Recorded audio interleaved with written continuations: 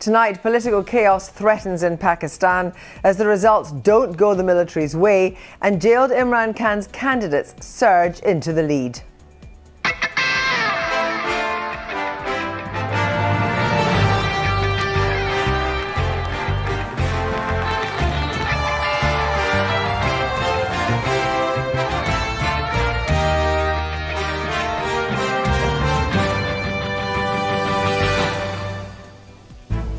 In the teeth of violence and claims of vote rigging, will democracy win out in Pakistan?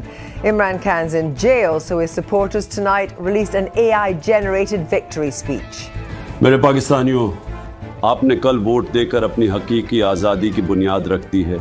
हमने 2024 elections 2/3 अक्सरियत से जीत लिया है। We'll hear from Imran Khan's former advisor and a columnist and scholar of South Asian politics, who was also a former civil servant in Pakistan. Good evening. Pakistan is in political chaos tonight after an election marred in violence and allegations of poll rigging in which the military tried and failed to control the outcome. Despite their preferred candidate, the Pakistan Muslim League's Nawaz Sharif claiming a fourth victory, independents loyal to his rival, the jailed former Prime Minister Imran Khan, who are not allowed to campaign under his party's name, have emerged as the largest political force. Tonight, there is no government in Pakistan. Sharif has both claimed victory and admitted that he needs a coalition to form a majority. Here's Joe Inwood.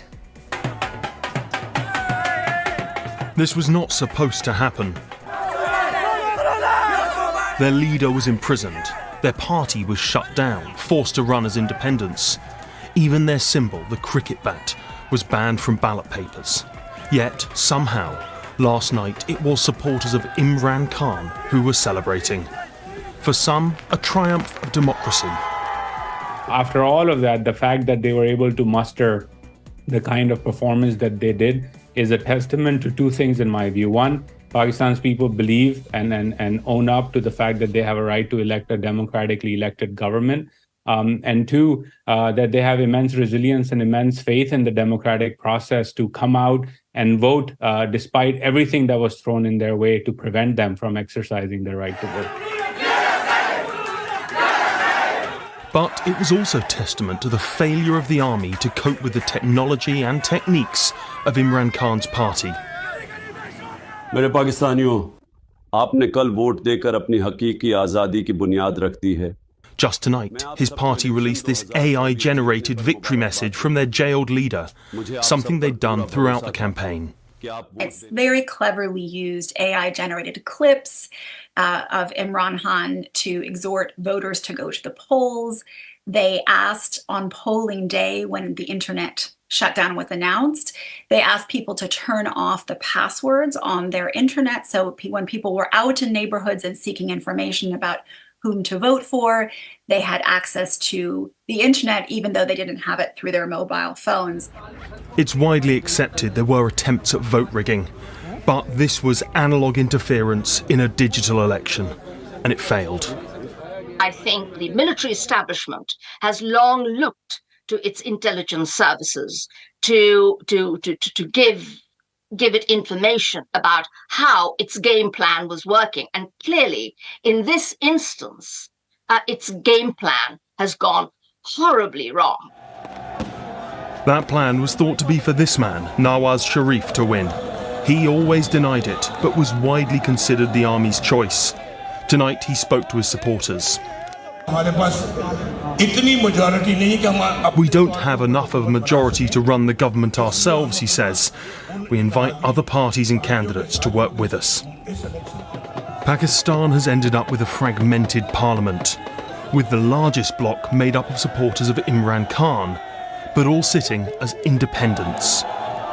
I think it's potentially a very serious situation, because what you've got essentially is a situation in which the most popular party, the PTI, in spite of all the measures to prevent it winning, has, if not actually won, it's sort of performed extraordinarily well.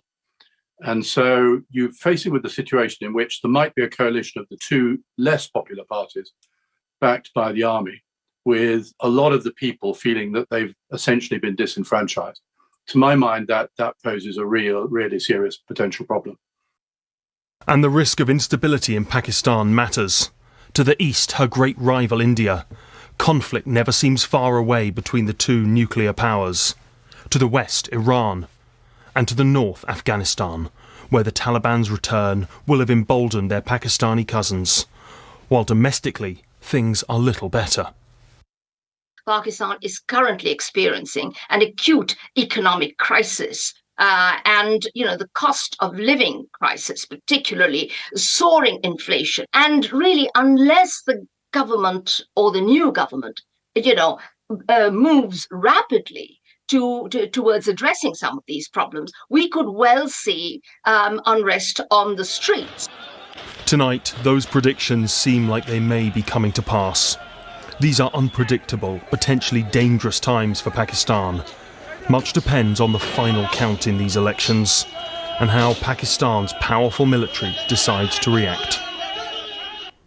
Well, Joe there, but earlier this evening I spoke to Zulfi Bukhari, current advisor to the chairman of the Pakistan Tehreek party and former special assistant to Imran Khan. I asked him about the former leader's next move. Knowing Imran Khan for as long as I have, obviously it would be to appeal all the cases, which is around 100 cases that we're going to court for and contesting, which have been illegally. We believe that the result of the candidates have been changed. So there's about 100 cases which we'll be going to court over and contesting them and hoping to get them overturned. I don't think, knowing Imran Khan and knowing the ethos of our political party, PTI, I don't think we'll be making any coalition for forming a government with any of the main parties. However, we will be forming a coalition with a government to be in parliament, not as an independent, but under one banner, one party. How long do you think could Pakistan stand uncertainty? There was violence during the election campaign. There's been all the allegations of vote rigging. The military didn't get its way, so there is going to be instability. I think the instability will still continue simply because of the reason that whichever alliance is made, this hop-chop sort of government that's trying to be formed at the moment with 40, 50 seats from each other party, it's again going to lead to exactly what we've seen in the last 16 months, which is all the parties combined against us. And it didn't work the first time. Pakistan saw a massive rise in inflation, or the dollar against the rupee went from 190 rupees to nearly 400 rupees. I think you're going to see the same thing. Well, we know, of course, that Imran Khan has been sentenced to 14 years. What are the chances of a release? I think the minute we get to a higher court, the sentences were given in a lower court.